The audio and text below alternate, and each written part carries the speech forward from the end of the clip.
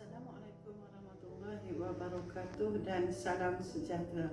Saya Nurali binti Lan, pelajar pendidikan khas masalah pembelajaran dari Institut Perguruan Kampus Sultan Abdul Halim, ambilan Jun 2020. Saya akan membentangkan kerja khusus PKUKP 2043, pengenalan kepada kepelbagaian murid berkeperluan khas di bawah pensyarah Dr. Hajah Rozana binti Abdul Rahim. Kategori yang saya akan bentangkan ialah pertama, masalah penglihatan dan kedua, masalah pendengaran. Soalan tugas yang diberi adalah hubung kaitkan faktor-faktor penyebab dengan ketidakupayaan berdasarkan kategori keperluan khas. Sekarang kita masuk kepada kategori yang pertama, iaitu masalah penglihatan. Definisi masalah penglihatan. Dari segi perundangan, buta merupakan ketajaman penglihatan jauh tidak melebihi 20/200 ataupun 6/60 pada mata yang lebih baik selepas rawatan terbaik dan atau medan penglihatan kurang daripada 200. Rabun pula ialah ketajaman penglihatan jauh antara 20/200 hingga 20/70, iaitu lebih kurang antara 6/60 dan 6/18 pada mata yang lebih baik selepas menerima rawatan terbaik. Dari segi pendidikan pula, buta merupakan individu yang terpaksa bergantung kepada deria sentuhan dan pendengaran untuk pembelajaran dan semasa melakukan tugas-tugas harian. Rabun pula ialah individu yang masih mempunyai sisa penglihatan residual vision yang membolehkannya membaca cetakan dengan atau tanpa bantuan khas, misalnya menggunakan kanta pembesar ataupun cahaya. Gangguan penglihatan boleh berada pada tahap penglihatan rendah kepada tahap buta. Di Malaysia, keadaan buta untuk semua peringkat meliputi 0.2% dan tahap penglihatan yang rendah meliputi 2.44% daripada jumlah penduduk berdasarkan National Eye Survey 1996. Kecacatan penglihatan di kalangan kanak-kanak berumur antara 7 hingga 15 tahun adalah 0.1% berdasarkan Refractive Error Study in Children 2003. Menurut Jamilah K.A. Muhammad 2006, punca-punca kecacatan penglihatan adalah termasuk baka, keturunan, komplikasi semasa dan selepas kelahiran, penyakit rubella dan kecederaan. Faktor penyebab sebelum kelahiran iaitu pemakanan ibu. Ibu yang mengambil arak atau alkohol mengganggu pertumbuhan janin dan akan menyebabkan masalah penglihatan. Dari segi baka ataupun genetik, penyakit penglihatan yang diwarisi seperti penyakit albino yang menyebabkan masalah penglihatan dan buta. Leber congenital emeresis ialah penyakit keturunan yang menyebabkan buta, hilang daya penglihatan. Terusnya ialah pengambilan dadah. Ibu yang mengambil bahan terlarang seperti dadah boleh mengakibatkan masalah kepada janin seperti kebutaan ataupun kerosakan mata yang lain. Seterusnya pula ialah kesihatan. Kesihatan ibu mengandung sangat mempengaruhi janin seperti penyakit eklamsia, di mana penyakit ini akan menyebabkan bayi mengalami masalah kesihatan. Faktor-faktor penyebab selepas kelahiran antaranya ialah kemalangan yang berlaku akan mengakibatkan kecederaan sama ada pada mata ataupun pada bahagian yang lain yang boleh merosakkan mata. Penyakit pula ialah seperti penyakit katarak mata, amblyopia iaitu mata malas, dan presbyopia yang boleh mengakibatkan masalah kepada penglihatan. Menurut WHO 2002, Pertubuhan Kesihatan Sedunia mengatakan antara penyakit yang menyebabkan kebutaan ialah katarak dan diabetes. Seterusnya, sikap ataupun akhlak. Sikap suka bermain gadget atau melihat televisyen dari jarak dekat boleh mengakibatkan seseorang budak mengalami masalah mata atau penglihatan. Penggunaan gadget. Mereka yang melihat skrin komputer atau telefon bagi tempoh 6 hingga 8 jam sehari bagi tujuan melayari aplikasi atau laman hiburan ataupun game boleh terdedah kepada risiko kerosakan mata. Seterusnya, persekitaran. Pencemaran udara atau asap juga boleh mengakibatkan kerosakan pada penglihatan. Tahap kefusian penglihatan terbagi pada klasifikasi dan tahap fungsinya. Penglihatan normal, tiada masalah melakukan segala tugas yang dapat dilakukan oleh individu normal. Slight visual disability, penglihatan ringan di mana boleh melakukan tugasan visual tanpa alat khas, mungkin jarak membaca lebih dekat. Moderate visual disability, sederhana, boleh berfungsi hampir normal dengan bantuan alat khas, misalnya kanta. Severe visual disability, iaitu serius, melakukan tugasan visual dengan bantuan alat khas tetapi tahap kefusian berkurangan. Misalnya keadaan membaca lebih perlahan, kurang lancar, perlu merehatkan mata. Kefusian ini bukan disebabkan masalah lain seperti kognitif dan sebagainya. Seterusnya, profound visual disability, sangat serius. Tidak boleh melakukan kebanyakan tugasan visual yang halus seperti membaca surat khabar dan menjahit. Mengalami kesukaran melakukan tugasan visual yang kasar, mobiliti di tempat yang tidak biasa. Banyak bergantung kepada deria-deria lain untuk mengganti penglihatan. Hampir buta pula tidak boleh bergantung kepada visual penglihatan untuk kebanyakan tugas. Terpaksa bergantung kepada deria-deria lain seperti deria rasa, deria dengar dan sebagainya. Hampir tiada penglihatan yang berguna. Dan akhir sekali, buta, total blindness, tiada penglihatan langsung, bergantung semata-mata sepenuhnya kepada deria lain. Sekarang kita tengok pada jenis-jenis cacat penglihatan akibat daripada faktor penyebab tadi.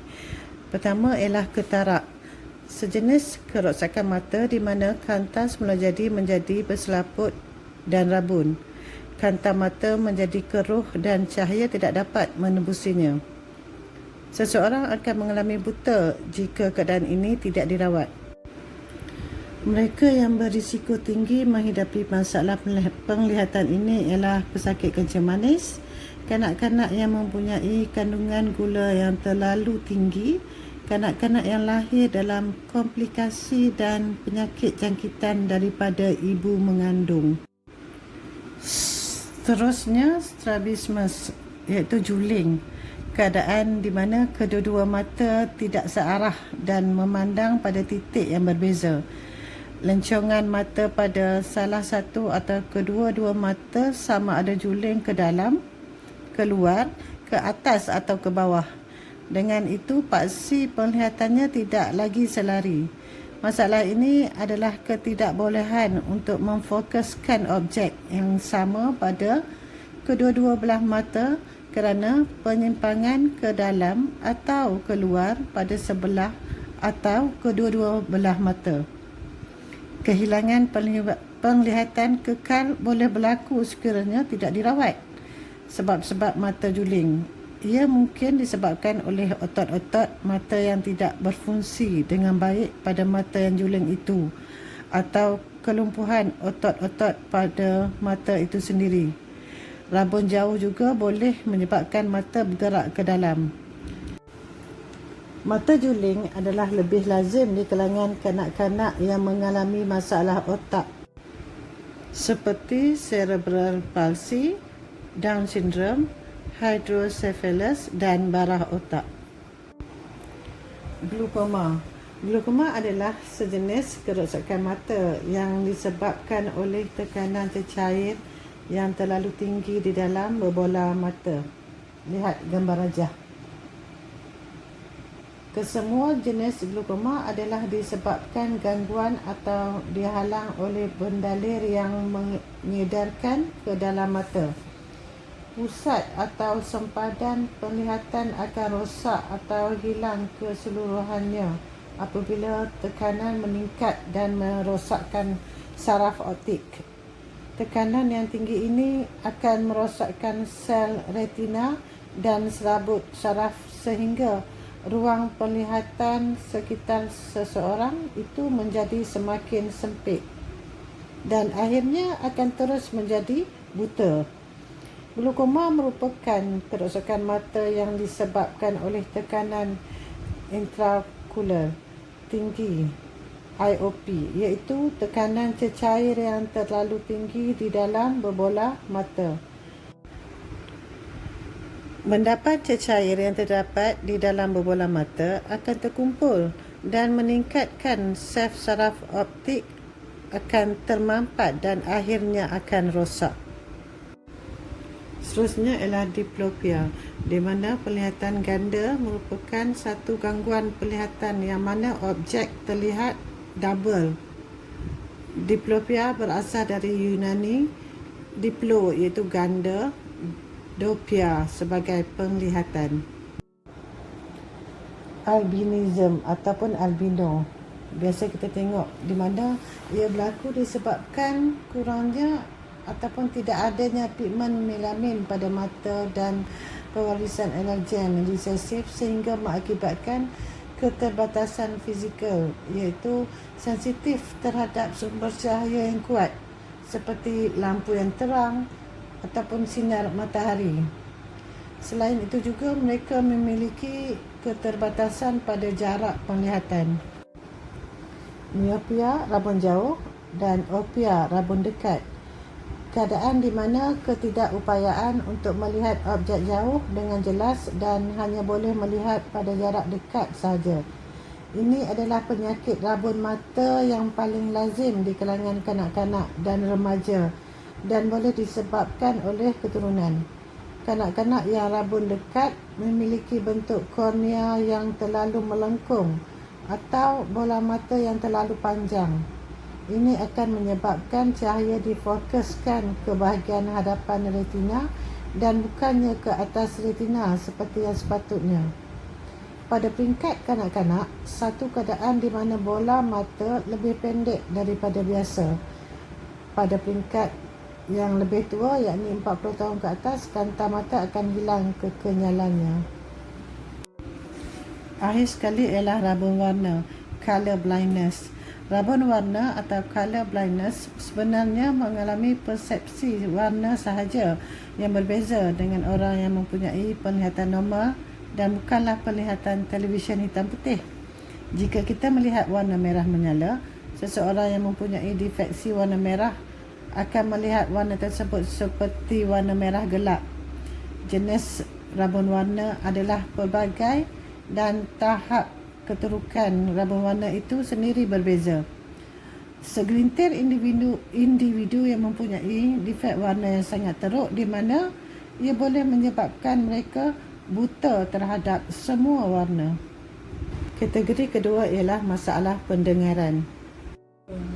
Definisi masalah pendengaran: hilang keupayaan untuk mendengar secara normal bergantung pada tahap dan jenis masalah pendengaran yang dialami.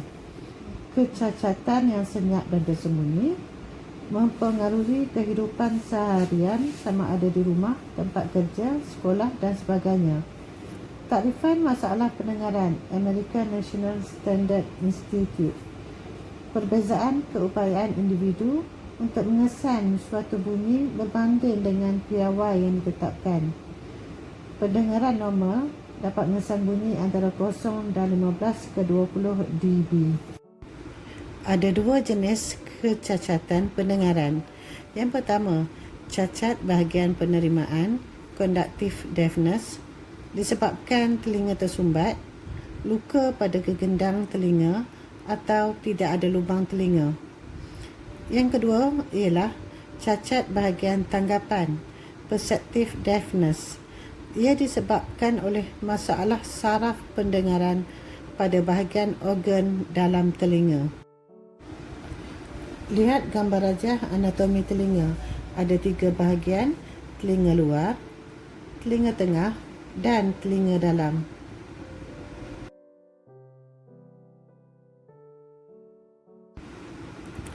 Pemahaman awal tentang anatomi telinga dapat membantu dalam memahami masalah hilang pendengaran dengan sebaiknya. Telinga mempunyai 3 bahagian utama, iaitu telinga luar, telinga tengah dan telinga dalam, seperti dalam gambar rajah yang kita tengok sebentar tadi. Telinga luar iaitu cuping telinga atau dipanggil auricle, mengumpul dan menyalurkan bunyi ke dalam liang telinga. Liang telinga, natus auditory luar, menghalakan telinga tengah ke dalam telinga. Gendang telinga menukar bunyi kepada getaran, tukul, andas dan rakap. Rantaian 3 tulang kecil ini dipanggil acicle akan memindahkan getaran ke dalam telinga. Telinga dalam. Telinga dalam iaitu cochlea mengandungi cecair dan amat sensitif sel rambut. Struktur kecil seperti rambut ini bergerak apabila dirangsang oleh getaran bunyi. Sistem vestibular mengandungi sel-sel yang mengawal keseimbangan saraf auditory, menghala daripada cochlea ke otak. Punca masalah pendengaran dikelaskan kepada 3. Yang pertama, pralahir, berlaku daripada baka ataupun keturunan. Ia boleh juga disebabkan oleh faktor genetik yang terjadi daripada mutasi dalam gen tunggal, bentuk monogenetik, atau daripada kombinasi mutasi pada gen yang berlainan. Ia juga berpunca daripada pengambilan dadah yang berlebihan dan jangkitan penyakit kepada ibu mengandung. Yang kedua pula ialah semasa lahir, iaitu bayi yang lahir tidak cukup bulan, kecederaan kepala berkemungkinan daripada proses forceps. Ketiga, bayi lemas ketika dalam proses kelahiran, anosmia, di mana oksigen yang cukup tidak dapat disalurkan ke bahagian organ pendengaran, cochlea, dan menyebabkan fungsinya terbantut. Ketiga pula ialah selepas lahir, penyakit berjangkit disebabkan bakteria dan virus. Ubat berototoksik iaitu pengambilan ubatan ototoksik melebihi 5 hari. Ketiga, demam panas bersuhu tinggi dan masalah kuning, jaundice yang kronik selepas kelahiran juga cenderung untuk mendapat masalah pendengaran kesan daripada rawatan yang diberikan kepada bayi tersebut. Seterusnya, lahir dengan kurang berat badan, iaitu kurang daripada 1.5 kg, di mana ia dikatakan low birth weight. Next, jangkitan pada telinga tengah, otitis media. Seterusnya, ia terdedah kepada bunyi yang terlalu kuat dalam tempoh yang terlalu lama, iaitu lebih daripada 8 jam sehari dan berterusan tanpa alat pelindung telinga. Seterusnya, penggunaan gadget. Mereka yang menggunakan telefon telinga, earphone atau kepala, headphone, bagi tempoh 6 hingga 8 jam sehari bagi tujuan melayari aplikasi atau laman hiburan ataupun game boleh terdedah kepada risiko kurang pendengaran. 3 jenis masalah pendengaran yang utama dan sebab-sebab kepada setiap masalah pendengaran tersebut merujuk kepada di mana bahagian struktur telinga yang terlibat.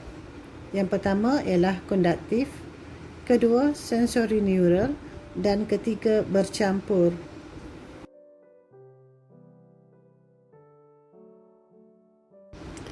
Seterusnya, mari kita lihat gambar masalah pendengaran konduktif.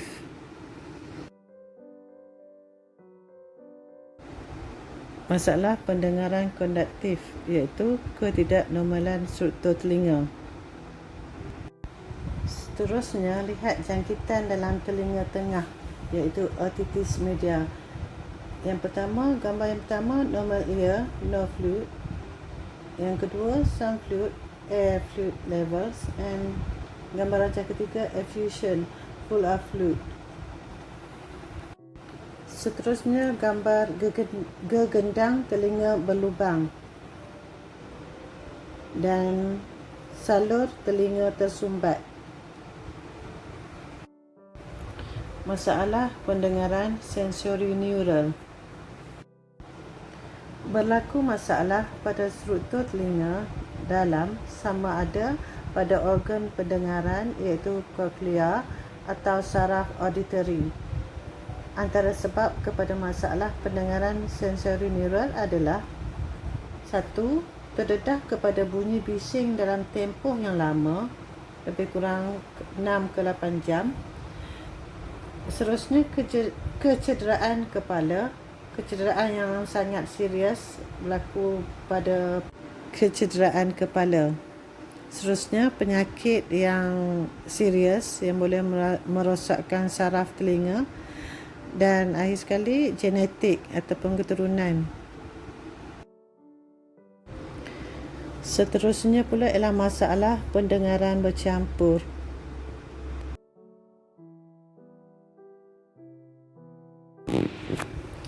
Masalah pendengaran bercampur berlaku apabila individu mempunyai kedua-dua masalah konduktif dan sensori neural. Hilang pendengaran campuran adalah kombinasi antara hilang pendengaran sensori neural dan konduktif. Ia terjadi akibat masalah di dalam telinga dalam dan luar ataupun tengah.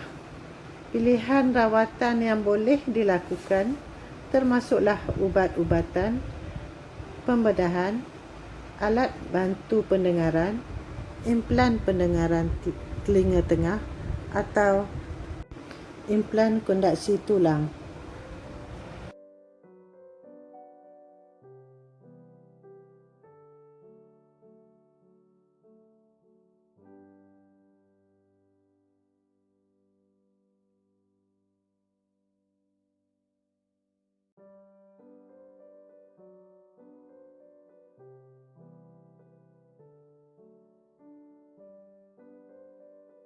Akhir sekali, pesanan dari saya pada insan yang mempunyai mata dan telinga yang sempurna, sayangilah dan peliharalah anugerah ini.